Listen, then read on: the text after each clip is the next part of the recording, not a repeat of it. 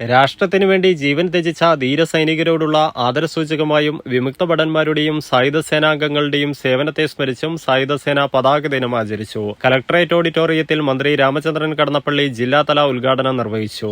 സ്വന്തം കുടുംബത്തെയും വ്യക്തിപരമായ താൽപര്യങ്ങളെയും പോലും വിസ്മരിച്ച് രാഷ്ട്രത്തിനു വേണ്ടി നിസ്വാർത്ഥമായി ത്യാഗം ചെയ്യുന്നവരാണ് നമ്മുടെ സൈനികരെന്ന് മന്ത്രി പറഞ്ഞു. അതിനാൽ ജീവത്യാഗം ചെയ്ത സൈനികരുടെയും കുടുംബങ്ങളുടെയും വിമുക്ത ഭടന്മാരുടെയും പുനരധിവാസവും ക്ഷേമവും ഉറപ്പാക്കുന്നതിനുള്ള പതാക ദിനാചരണവുമായി എല്ലാവരും സഹകരിക്കണമെന്നും മന്ത്രി അഭ്യർത്ഥിച്ചു. NCC കേഡറ്റുകളിൽ നിന്ന് പതാക സ്റ്റാമ്പ് സ്വീകരിച്ചായിരുന്നു ഉദ്ഘാടനം. രാവിലെ കണ്ണൂരിലെ യുദ്ധസ്മാരകത്തിൽ മന്ത്രി പുഷ്പചക്രം സമർപ്പിച്ചു. ജില്ലാ സൈനികക്ഷേമ ഓഫീസ് സംഘടിപ്പിച്ച ചടങ്ങിൽ war memorial convener retired colonel NVG Nambiar അധ്യക്ഷത വഹിച്ചു. Retired wing commander PA Vijayan സായുധസേന പതാക ദിന സന്ദേശം നൽകി.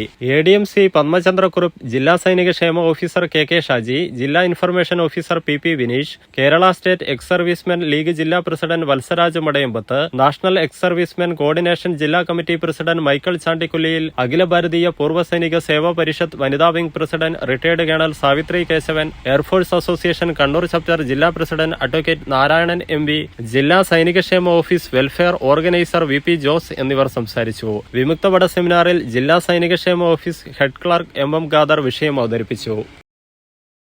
നിങ്ങളൊരു നഴ്സാണോ എങ്കിൽ ജർമ്മനിയിൽ പോകുവാൻ എന്തിന് ലക്ഷങ്ങൾ മുടക്കണം? അതും വിജയം വരെ സൗജന്യ ജർമ്മൻ ഭാഷാ പരിശീലനം യൂറോലീഗ് നൽകുമ്പോൾ. Free education, free paper work, free placement assistance. ഇനി സൗജന്യമായി ജർമ്മൻ ഭാഷ പഠിക്കാം, സൗജന്യമായി ജർമ്മനിയിലേക്ക് പറക്കാം. Euroleague immigration consultancy, Kannur, Thrissur and Kollam.